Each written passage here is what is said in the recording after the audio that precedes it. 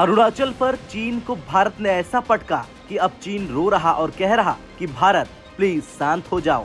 दरअसल पीएम मोदी ने अरुणाचल का दौरा किया और उस दौरे के बाद चीन ने अरुणाचल पर अपना दावा ठोक दिया, जिसके बाद क्या था, भारत ने चीन का कॉलर पकड़ा और समझा दिया कि अरुणाचल से लेकर कश्मीर तक पूरा का पूरा भारत का अभिन्न और अविभाज्य हिस्सा है। इसके बाद भी चीन नहीं माना और उसके बाद फिर से अरुणाचल पर बयान दे डाला, जिसके विरोध में अमेरिका ने बयान देकर चीन को कह दिया कि भारत का ही अरुणाचल है और हमेशा रहेगा।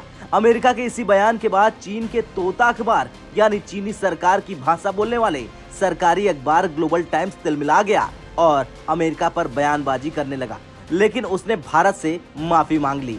चलिए अब जान लीजिए चीनी अखबार ने आखिर कहा क्या। दरअसल ग्लोबल टाइम्स ने लिखा, उसे उम्मीद है कि भारत शांति से काम करेगा। चीन भारत के प्रति सद्भावना से भरा है और ईमानदारी से इस पड़ोसी के साथ सद्भावना के साथ रहना चाहता है, क्योंकि पड़ोसियों को हटाया नहीं जा सकता। चीन और भारत के बीच सीमा विवाद का समाधान नहीं हुआ, लेकिन पिछले कुछ दशकों ने साबित कर दिया कि जब तक दोनों पक्ष शांत और संयमित रहेंगे, ग्लोबल साउथ के दोनों प्रतिनिधियों भारत और चीन के बीच सीमा मुद्दा बाधा नहीं बनेगा।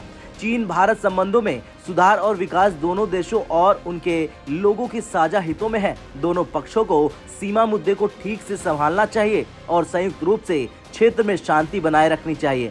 ऐसे समय में जब अमेरिका इस जहरीले पेय की पेशकश कर रहा, नई दिल्ली को चीन की बातों पर विचार करना चाहिए। अमेरिका का ये बयान ऊपरी तौर पर तो भारत की मदद करता दिखाई देता है, लेकिन असल में ये भारत के हाथ में धीमा जहर दे रहा। क्या भारत इसे लेगा? हम उम्मीद करते हैं कि भारत शांत और संयमित रहेगा। भारत ने हाल ही में चुनाव के चलते चीन भारत सीमा मुद्दे को उठाना शुरू कर दिया है। भारत में सत्ताधारी भारतीय जनता पार्टी चीन भारत सीमा पर सख्त रुख अपनाकर अपने वोटरों को आकर्षित करना चाहती है। वॉशिंगटन का ये बयान जहरीले पेय से बहुत ज्यादा नहीं है। वॉशिंगटन को इस जहर के लिए कुछ खर्च नहीं करना होगा, बस अमेरिका को कुछ बयानों के अलावा कुछ नहीं करना है, लेकिन ये बहुत जहरीला है। ये सीमा पर हो रही वार्ता में दुस्साहस में बढ़ावा देगा। सोचिए, जो चीन अभी तक अरुणाचल को लेकर अपना प्रोपेगेंडा चलाता था और कहता था कि ये तिब्बत प्रांत का हिस्सा जंगनान है, आज वही चीन भारत के सामने झुक गया, क्योंकि चीन ये देख रहा कि अमेरिका भी भारत के साथ खड़ा हो गया। तिब्बत के लोग भी भारत के समर्थन में है और आज पूरी दुनिया भारत के एक इशारे पर चीन के न जाने कितने टुकड़े कर दें। और यही वजह है कि चीन ने अब अरुणाचल में हार मान ली और भारत से शांति की बात कहने लगा।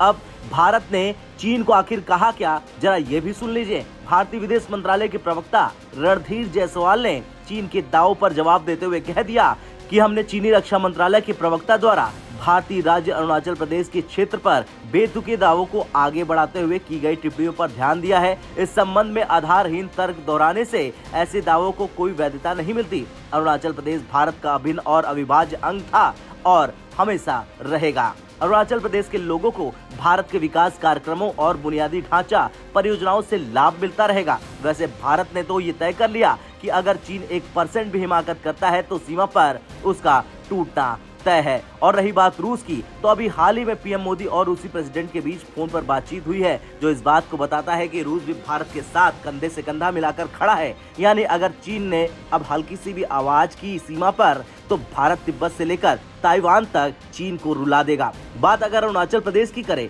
अरुणाचल भारत का अभिन्न और अविभाज्य हिस्सा शुरू से था और आगे भी रहेगा।